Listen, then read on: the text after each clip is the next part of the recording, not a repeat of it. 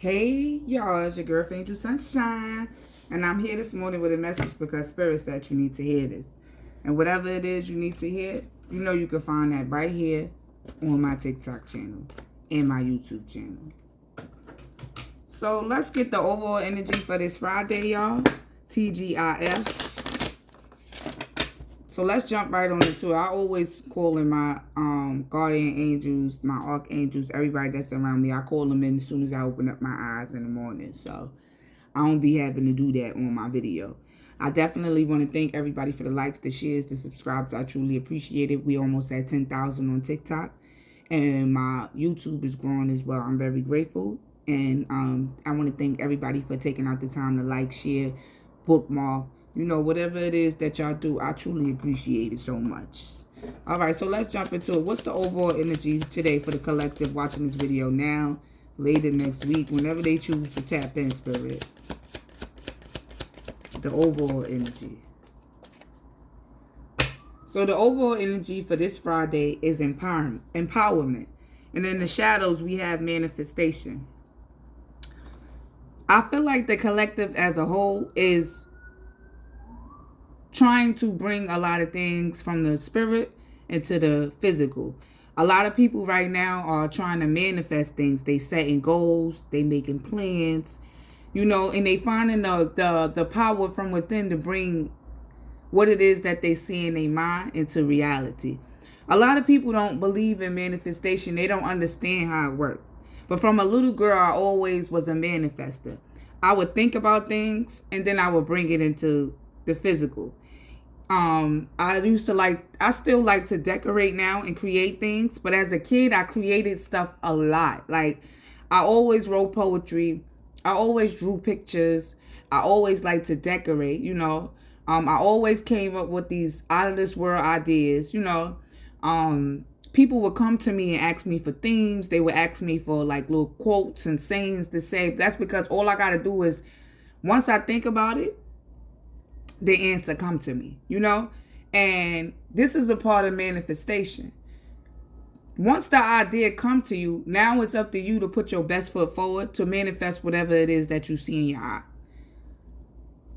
When I think this was my second apartment. When I got my second apartment, excuse me, I seen in my head how I wanted my apartment to look. You know, it didn't, and I was living in the hood at the time, so it didn't matter where I was living at. I knew that I wanted the inside of my home to be peaceful. So when I stepped from outside and I came in my home, it wouldn't even look like I lived in the projects. And that's what most of my friends would say that would come visit. They'd be like, girl, it don't even look like you live in the projects. But when I moved in that apartment, I saw in my mind's eye how I wanted it to look. And I worked hard to get it that way, you know. My apartment was looking like a B&B, and I was only 20. I think I was like 25 or 26 years old. And, you know, for somebody so young to have an apartment so well put together was, you know, mind-blowing to a lot of people. And even after that, people started trying to copy what I was doing. Like, I would go to people's house, and I was like, well, I ain't never seen their house. That's because they came to my house and seen how my house was looking. You know, so what they didn't know was that came from an idea, a thought that came to me, a manifestation. I mean, something that I wanted to manifest, to bring from out of my mind into reality. And I feel like, collective, that's what you could be trying to do right now. There's something that you see in your third eye that you want to bring into reality. You may not have everything around you at this moment, but I'm telling you, if you see it and you believe it, you can have it. Also, growing up too, when I was like 11 years old, I used to always say I'm gonna write a book. I used to ask my mother, you know, do you have money? I wanna publish a book. But back then it wasn't as easy as it is now to, you know, get your work out there. But since like 11 years old, I knew I wanted to be an author. And even though I didn't know how it was going to happen, I felt it in my spirit that this is what I wanted to be, and this is who I was. So at 12, I decided to write a book. I bought me a spiral book. I wrote the poetry. I cut the poetry out when I printed it, and I pasted it in the book. It wasn't an actual book, but it was a start to what it was that I wanted. And I went to my aunt God rest her soul. Her name was Deese, my Aunt Deese. I went to her. Let me show y'all a picture of my aunt. I keep a picture of her on my altar. This my aunt right here, my uncle. They come from wealth, not just in the physical, but spiritually. But neither here nor there. I was like 12. I went to my aunt and I told her, listen, Auntie, I want to publish my book. And she told me she was going to help me. I gave her the book. When she read the poems, she said to me, Shaniqua, you know how to write, Mommy. That's what she used to say to me. Because she thought she was Spanish. She wasn't Spanish, though. But she used to say, you know how to write, Mommy. And she used to try to talk to my mother about it, too. Because she seen the light within. I was a little girl writing like I was writing way beyond my years. And she seen that. So she was trying to, help me. But she ended up moving to, a bigger house. And she, misplaced the book. So it took her, a couple of years to find it. But right before she died, she gave me the book back. And, because I was asking for it. Once I was able to help myself out, she gave me the book back. But it's like she must have knew she was about to leave. So she gave me the book back. And in 2016, I published the book. It's called The Rose That Grew from the Ghetto. But this idea started from when I was 11 years old. And I didn't get to publish the book till I was 25 or 24. But I never let it go. I never let what I felt go. I never let that empowerment feeling that, I'm supposed to be a writer go. Even though it didn't happen when I wanted it to happen, it still happened. And I still was able to get those same exact poems and poetry out to people. When I did publish the book, the feedback I got was amazing because, people was complimenting me, but it was like, yo, I wrote those poems when I was 12. So imagine what I could write now at the age of 25, And the reason for me telling y'all this story is because, what you see and what you feel, you can have it if you believe. If you believe. You feel me? So give me more on empowerment, Spirit. Why is that here? So in the shadows, it says, it takes courage and bravery to stand up for yourself and express what you want. At the time, people didn't believe in my writing abilities. They didn't believe that I could write or, they didn't believe that these ideas and these words and the way to put these things together came to me. I just published another book in the beginning of 2024. It's called Hidden in Plain Sight. And it took me about 2 years to write this book. It's a book that's mixed with poetry, little testimonies. It's really a good book. If you haven't read my books, they are both on Amazon.